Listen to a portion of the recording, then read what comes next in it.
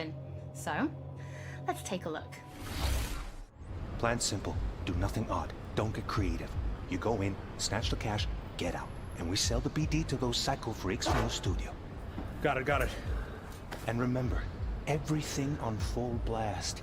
They'll spot us extra for a wicked adrenaline high. Okay, on you go.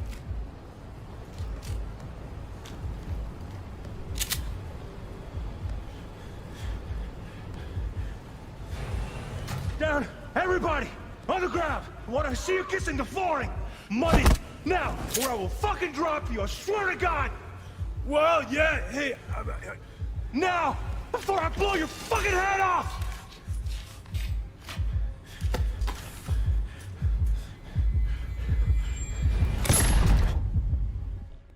Ah! Slow, deep breaths. Your cortisol and adrenaline spiked, but the soft activated your hormone blockers. Nothing happened. You're alive and well. That was... too much. Could feel the guy's... pain, his stress, his... hope? Hope wrapped up in something else. Mm-hmm. Probably took a booster just before. You'll be fine. Got everything set up? Let's switch over to editing mode.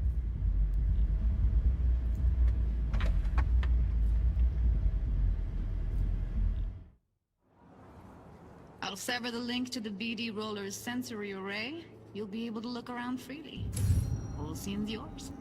Full cam control in analysis mode, so move around, zoom in and out, whatever else you come up with. Think of it as your own little sandbox. So, analysis mode, you control playback. Can even pause when you feel the need. Then you use the editor console to unpause. Try it. Plan's simple. Do nothing odd. Don't get creative. You go in, snatch the cash, get out. And we sell the BD to those psycho freaks from the studio. Got it. Preem as hell, right? Well, that's not all. You can speed things up or rewind, whatever you like. Give it a try. Rewind. Roll it back to the top. Can I... All good. Neat. Now try fast forwarding a bit. Plan's simple. Do nothing odd. Don't be creative. You go in, snatch the cash, get out. Okay. You can also reset the recording. That'll take you right back to the beginning. Try it. Now for some fun. This here's why you came in the first place. In analysis mode, you get to view and even scan details of the enviro recorded by the BD Roller. Focus on the heat, the gun this gonk gets from his buddy at the beginning. Now scan it. Plan's simple. Do nothing odd. Don't get creative. You go in, snatch the cash, get out. And we sell the BD to those psycho freaks from the studio. And remember, Okay, right here. Excellent. Let's move on. Now heads up. In analysis mode, you can ferret out background noise and conversations if the roller got close enough. This tech records everything, every little detail, even the sights and sounds the roller was never aware of. To see the sources of the recorded sensory signals, switch to the audio layer in the editor. Go ahead and try that now. Okay, good. Now you should see several sound signatures in the store. Choose one and hone in on it. Pack of 6, case of Brosif, and a couple of zappers. Okay. We have a deal today on 2 flavors. Cuddy and Down! surf and Everybody! On the... So, any thoughts? Unbelievable. Seriously. Like what's happening right next to me. Yeah, it's how BD recording implants work. They pick up everything, all the elements in the background. Then an editor tweaks them, makes them pop. Keep playing with the sound, explore it a bit. We'll move on when you get bored. I want to see you kissing the flooring! Money! Net! Sometimes you can analyze extra layers in the raw, stuff the roller's cyberware picked up. Like what? Ev's got Kiroshi optics that grab infrared, meaning you should be able to grab heat signatures from her recording. Huh. Hella nice. Scanning works on peeps, too. Walk up to the wounded chick. Try scanning her. Alright, next thing. Scroll forward to the part where our artist gets a lead injection. Or I will fucking drop you, I swear to God! Well, now, fucking head off!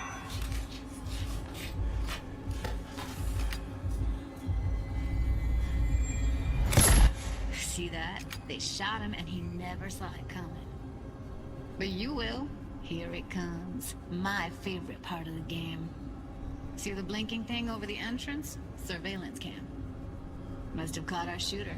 You'll see in a sec. Cam feeds to the screen behind the clerk. Roll back to where the screen's in the kid's field of vision, then scan it.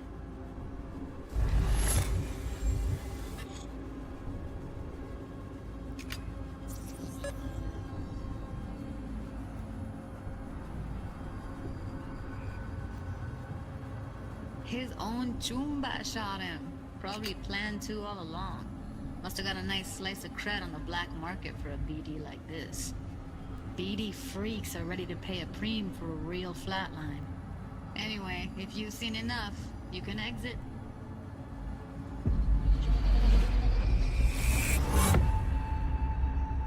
Yeah, it's impressive, right? It's too bad most of the BDs we do here are only good for flogging the log. So Braindance is a pretty big part of the Cyberpunk universe. It's not just something used for adult films. There is an awful lot to it. And there's two sides I'd really like you guys to help me explore. First is the lore, so how this actually fits into the universe. And then there's the gameplay side, so how players will be interacting with it. So Patrick, could you tell us more about the lore of Braindance? I would love to. So in the world of Cyberpunk 2077, Braindance was invented way back in the early 2000s at UC Santa Cruz. It was developed as a way of recording a person's experiences and then playing them back for someone else so that they could relive them as though it was happening to them. It was originally used for things like therapy and prisoner rehabilitation, but by 2077 it's become this global media industry, including things like movies, mass entertainment, things like that, video games, some interactive things, and of course adult fare as well. Now, in our game, we deal a lot with black brain dances, or XBDs as we call them, and there are different types of those, but the one that you saw in the trailer just there was a flatliner. Now that's where the person recording it actually dies during the recording.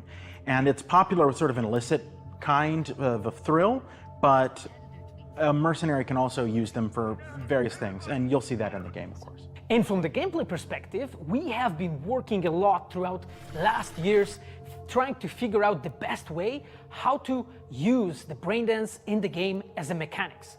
So what we have settled on is this braindance editor mode. As a player, you will be able to run the braindance in the editor mode and see different clues that have been registered on the peripheral of given actor. Now, as a player, you can slide on the timeline of the recording, back and forth, trying to uncover different clues.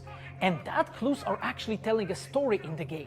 So, as a player, you will run different investigations that will lead you to different mysteries, and you will uncover them actually using that braindance as a mechanics in the game.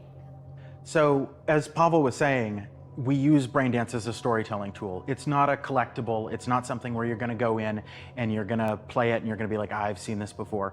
What we use Braindance for is to give you a keyhole into the life of the residents of Night City. And we can explore things like childhood trauma, religion, various philosophical ideas in a way that you might not otherwise experience in a story about a mercenary on the tough streets. So we've tried to talk about some of the aspects that we think the community will find really exciting, but you know, while you're both here, I'd love to know, what is it about Cyberpunk that you guys are really excited for? Patrick, why don't you start? So one of the things that I'm most excited about in this game is the characters and the way they interact with the world.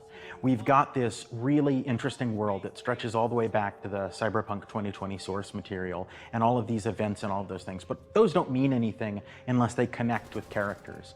And so when we come up with a character, we start with their function. What is this person? What do they do in the story? But we don't stop there. We go back and we figure out, what was their childhood like? What was their upbringing like? What kind of obstacles did they face in this harsh reality, and did they overcome them? And how did they overcome them, or did they not overcome them, and why? And you can see all of those things in their environment, in their dialogues, in sort of how they operate in the world. And we come up with that for all of our characters. Now you look at someone like Victor Vector, and you're gonna see stories about his past in his environment and in his dialogue. You know, we come up with that stuff even if we don't use it in the game, because it helps inform us as to who these characters are. And for me, I would not be myself if I would not say that I'm the most excited about our quests. Like with our Witcher 3 team, with Patrick and like everybody that has stayed with us since the Witcher 3 time, we really have grown so much. We have learned so much, and we have used all that experience to put them into the quest that we have made. And you will not find really a filler in this game. Like everything has a meaning. Like we put so much effort into making sure that everything is rewarding, is interesting, is talking about characters, as Patrick said, is talking about worlds, is talking about emotions, like touching the player in a really, like a real way. And I just can't wait to find out what you think. Pavel, I know you mentioned story and quests and writing quests, and when I was last in the studio, I had a look and I saw a notebook on your desk, and I would love for you to show everybody this notebook. Okay, Holly, I mean, you asked for it. So this is my notebook. It says Salsa Quest Designer. The reason is because I dance salsa, and I'm a quest designer, so you know. So I started this notebook actually when we were really starting Cyberpunk. At the very beginning, I wrote like a first note, and it says pretty much something along the lines of that we were starting with a prototype. And then, you know, I kept on basically noting things that we've been working on for like next years. I remember once when our concept artists actually approached me, and they said that they want to take a look on my notebook. I was like, what for actually? And they took some pictures, and they told me, yeah, well, you know, because we are looking for a reference material for notes of a psychopathic killer. Yeah, well, you may find maybe some of my notes in the game. Pavel and Patrick, thank you so much for joining me. I'm pretty lucky because I have read some of the stories that you and the team have written for Braindance, and I'm pretty excited for people to discover them. But before we do finish today's episode, there is just one more thing we'd like to talk about. Earlier in this episode, I mentioned that media have been getting hands-on with the opening of Cyberpunk 2077, and they should be posting their impressions right about now. And if you missed anything from today's episode, don't worry, we'll be uploading everything to our channels very soon. And finally, on behalf of everybody at CD Projekt Red, we just want to say thank you so much for joining us for this, the very first episode of Night City Wire. But don't worry, we'll be back with episode 2 in just a few weeks. So, we shall see you soon.